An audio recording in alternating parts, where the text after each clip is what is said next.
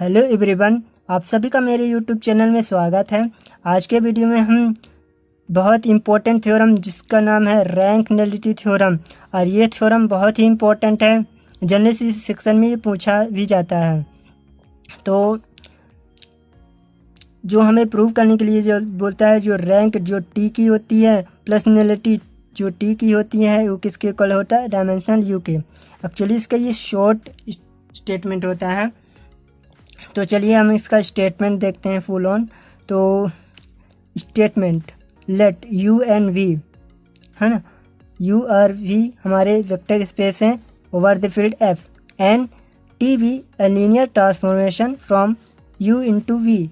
Suppose that U is finite dimensional, U आपका finite dimensional होगा, तब जो रैंक, तो हमें क्या प्रूव करना है, जो रैंक जो टी की होगी प्लस नलिटी जो टी की होगी वो किसके इक्वल होगा, डायमेंशनल यू के। इस चीज़ को हमें प्रूव करना है। तो अब प्रूफ हमने बहुत ही आसान वे में किया है। तो प्रूफ लेट हमने क्या माना, एन हमारा नल स्पेस है टी का, है ना। Let N be the null space of T, तब then N is sub space of V. क्यों? क्योंकि जीरो वेक्टर हमारा किस में होगा, वी में, वी में होगा, है ना, क्योंकि जीरो वेक्टर जरूर वी में होगा, है ना। तो हमें स्टेटमेंट में, क्वेश्चन में दे ही रखा है स्टेटमेंट में कि यू आपका फाइनाइट डायमेंशनल है ना। तो यू आपका फाइनाइट डायमेंशनल है, तो एन भी, एन इज फाइनाइट डायमेंशनल, है ना। तो एन भी आपका फाइनाइट डायमेंशनल हो जाएगा। तो हमने क्या बोला, अब क्या बोल रहा है, let then dimensional N equal to nullity T equal to K. हमने क्या माना, डायमेंशनल एन है, जो नलिटी टी है ना, इसके किसके इक्वल माना, के इक्वल माना, और साथ साथ जो इसके एलिमेंट्स हैं, है ना, तो अल्फ़ा से alpha K be a basis for N. क्यों? क्योंकि हमने इसमें के एलिमेंट लिए थे, तो हमने यहाँ भी के ही एलिमेंट लिए हैं, क्योंकि इसकी डायमेंशनल के है ना, एन की डायमेंशन क्या है, के है, तो हमने के ही एलिमेंट लिए हैं यहाँ पर। अब ये बेसिस है, तो इसके वेक्टर्स जो है अल्फ़ा से अल्फ़ा के हैं वो लाइव ही होंगे, है ना। तो since alpha one alpha two alpha के इज़ लीनियरली इंडिपेंडेंट, है ना, बेसिस हैं तो लीनियरली इंडिपेंडेंट जरूर होंगे, अलाई जरूर होगा, सबसेट ऑफ यू। तो अब आपको एक्सटेंशन थ्योरम पता होगा ना, सब स्पेस वेक्टर स्पेस में, तो we can extended it to form of basis of U, है ना। तो हम इसको एक्सटेंड करके, है ना, we can extended it to form of basis of U. तो जो वेक्टर्स हैं अल्फ़ा से अल्फ़ा के, तो हम इसको एक्सटेंड करके बेसिस के रूप में बना सकते हैं इन टर्म्स ऑफ यू, है ना। और उन्हें साथ साथ ये भी माना है कि ये जो डायमेंशनल यू है उसके किसके इक्वल है, एन के इक्वल है ना। Dimensional U equal to N हमने मान लिया है, ठीक।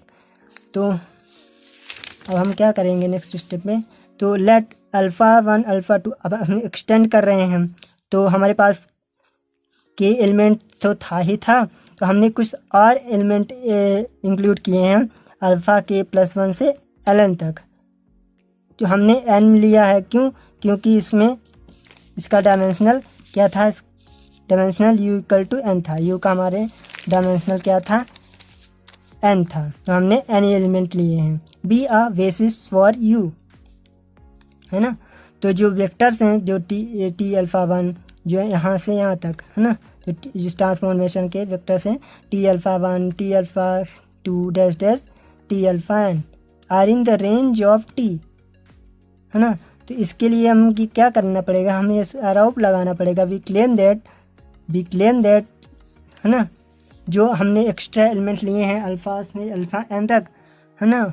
तो जो ट्रांसफॉर्मेशन जो ट्रांसफॉर्मेशन वी क्लेम दैट, जो भी ट्रांसफॉर्मेशन होगा T alpha K plus one, T alpha K plus to, है ना, जो ट्रांसफॉर्मेशन के एलिमेंट्स होंगे, है ना, alpha K plus one, alpha K plus two dash alpha N is the basis for the range of T. ये बात करते हैं, तभी करेंगे तभी हमारा ये थ्योरम प्रूव हो सकता है। तो इस चीज़ के लिए हमें दो चीज़ प्रूव करनी पड़ेगी, सिर्फ दो चीज़। वो क्या क्या है, पहले हमें ये जो हमने जो वेक्टर्स लिए हैं टी अल्फ़ा वन से T alpha two dash T alpha N, तो हमें क्या बताना पड़ेगा कि ये स्पान करेगा रेंज ऑफ टी को। और सेकंडली हमें ये बताना पड़ेगा ये जो वेक्टर्स हैं लीनियरली इंडिपेंडेंट होंगे। ओके, तो आ जाते हैं हम फर्स्ट पार्ट के प्रूफ के में। तो फर्स्ट पार्ट का प्रूफ हमने करने जा रहे हैं हम।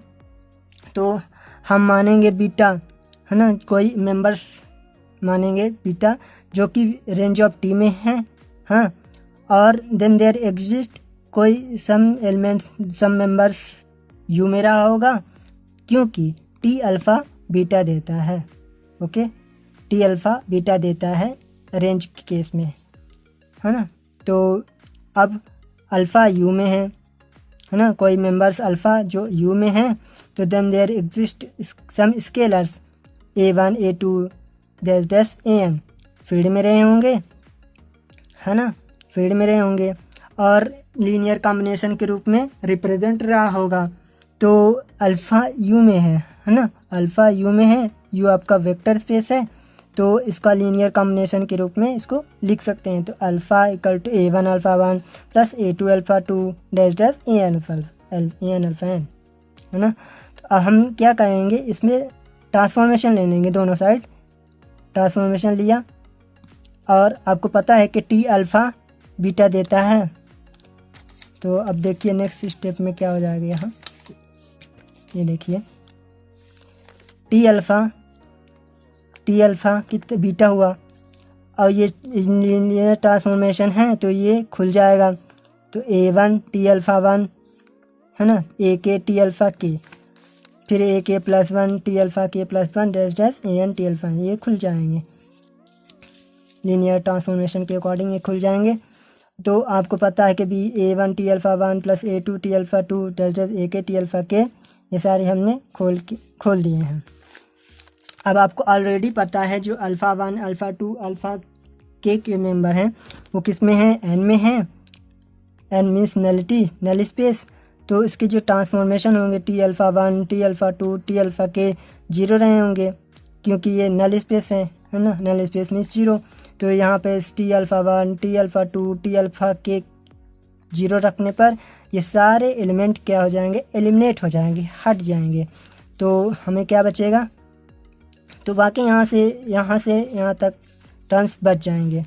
तो beta equal to A K plus 1 T alpha K plus 1 A K plus 2 T alpha K plus 2 dash dash AN T alpha N, हमने लिख दिए हैं, है ना। तो आप देख रहे हैं कि हमने इस वेक्टर्स को इन वेक्टर्स की मदद से इसको जनरेट कर दिए हैं। तो हमें क्लियरली दिख रहा है जो वेक्टर्स हैं T alpha K plus 1 dash dash T alpha N तक वो स्पान कर रहे हैं रेंज ऑफ टी को, है ना, स्पान कर रहे हैं। तो हमने ये फर्स्ट पार्ट तो प्रूव कर लिया है। अब हम आते हैं इसके सेकंड प्रूफ के लिए। सेकंड में हमें ये बताना पड़ेगा कि ये हमारे लीनियरली इंडिपेंडेंट है। तो अलाइक प्रूव करने के लिए हमें कुछ स्केलर्स की मदद लेनी पड़ेगी। तो हमने स्केलर्स लिए सी के प्लस 1 सी K plus 2 dash dash CN जो फील्ड में हैं। तो आपको अलाइक प्रूव करने के लिए जो नेसेसरी इंसफिशिएंट कंडीशन होती है, कोई A1 A2 AN जो फील्ड में होते हैं तो उसके वेक्टर्स जो है ना मल्टीपल के उसके सम के बराबर इक्वल टू 0 होता है। तो क्या होता है, A1 alpha 1 plus A2 alpha 2 dash dash AN alpha equal to 0 इसके रूप इक्वल होता है। तो हम इसकी करेंगे तो यहाँ तो क्या हो जाएगा, इसमें सी के प्लस 1, है ना, यही रूल लगाएंगे लीनियर कॉम्बिनेशन के रूप में। तो क्या हो जाएगा, ये C K plus 1 T alpha K plus 1 ये वेक्टर्स हैं, स्केलर्स हैं। C K plus 1 T alpha K plus 1 plus C K plus 2 T alpha K plus 2 dash dash CN T alpha equal to 0, ये चीज़ कर दिया।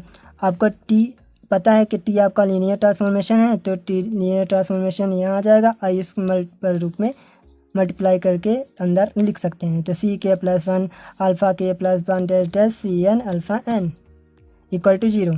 और ये जो पता है ये आपको जो स्केलर वेक्टर्स है ना, वेक्टर्स है सी K plus 1 alpha K plus 1 dash CN alpha N, ये भी किस में बिलोंग कर रहे हैं, N में। N means null space. तो है ना, तो इन वेक्टर्स को तो अब हम इन वेक्टर्स को CK+1 alpha K+1 CN alpha N इसको हम इस रूप में लिख सकते हैं B1 alpha 1 plus B2 alpha 2 dash dash BK alpha K। क्यों,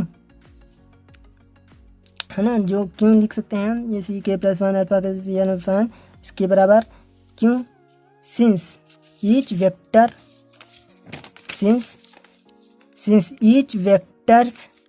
vectors in N can be expressed as a linear combination of vectors alpha से अल्फ़ा के forming a basis of N। Basis बनाने के लिए हम इसको लीनियर कॉम्बिनेशन के रूप में लिख सकते हैं, है ना, B1 alpha 1 plus B2 alpha 2 dash dash BK alpha K। इसको इस तरह लाएंगे। अब इसका सबसे बड़ा फ़ायदा क्या होगा कि ये जो सारे टर्म्स हैं इसको इस तरफ उठा के लाएंगे तो कुछ लीनियर कॉम्बिनेशन के रूप में हो जाएगा। तो ये B1 alpha 1 plus dash dash BK alpha K, और इधर ये जो ये है ना ये प्लस का था ये माइनस हो जाएगा, ये सब माइनस हो जाएंगे, minus CK+1 alpha CN alpha equal to 0, है ना, उसको इधर इस साइड ला लिए हैं उस टर्म को, तो ये 0 हो गया। तो अब हमें क्लियर है जो अल्फ़ा 1 है ना, जो हमें अल्फ़ा 1 अल्फ़ा के था और ये CK+1 से LN तक ये किस में है, U में है, और U आपका ऑलरेडी बेसिस है तो मीन्स LI भी होगा, है ना, बेसिस है तो LI भी होगा। तो इन वेक्टर्स की मदद से ये कांस्टेंट जो है B1 से BK तक और ये CK+1 से CN तक 0 हो जाएंगे, है ना, ये सब 0 हो जाएंगे। तो ये जो अल्फ़ा से अल्फ़ा के तक हैं एलिमेंट हैं वो LI होंगे। तो जो हमारे वेक्टर्स हैं T अल्फ़ा 1 है ना, T अल्फ़ा K+1 से TN तक लीनियरली इंडिपेंडेंट हो जाएगा, है ना।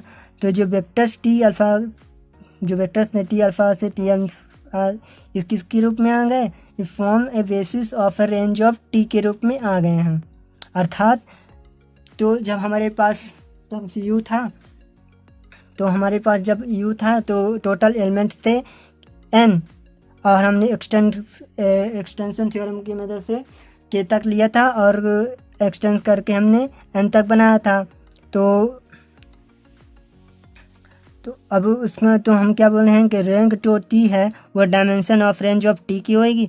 इसका मतलब ये है कि जो रेंज ऑफ T है में देख रहे हैं आप कि जो अल्फ़ा से अल्फ़ा के तक एलिमेंट हमने एलिमिनेट कर चुके हैं, हटा चुके हैं, है ना, अल्फ़ा से के तक हमने हटा दिया है ना। अभी नेक्स्ट सेक्शन में देखे थे हमने कि अल्फ़ा से के तक हट गए हैं। तो अब जो हट गए हैं तो उसमें से N था, टोटल एलिमेंट N था और K हमने हटा दिया तो इसकी डायमेंशन क्या हो जाएगी N-K, है ना। तो इसकी डायमेंशन क्या हो जाएगी N-K। तो हमें प्रूव करना था रैंक T प्लस नलिटी इस किसकी इक्वल होनी चाहिए डायमेंशनल U के।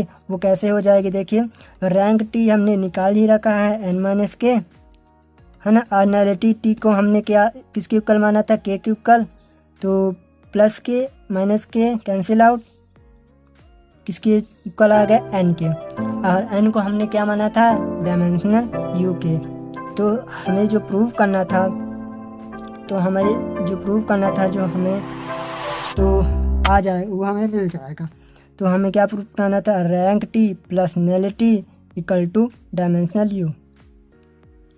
तो आपको ये थ्योरम अच्छी लगी होगी। वीडियो को अंत तक देखने के लिए धन्यवाद। वीडियो को लाइक करना, शेयर करना, सब्सक्राइब करना। जय हिंद, जय Bharat. Thank for watching video.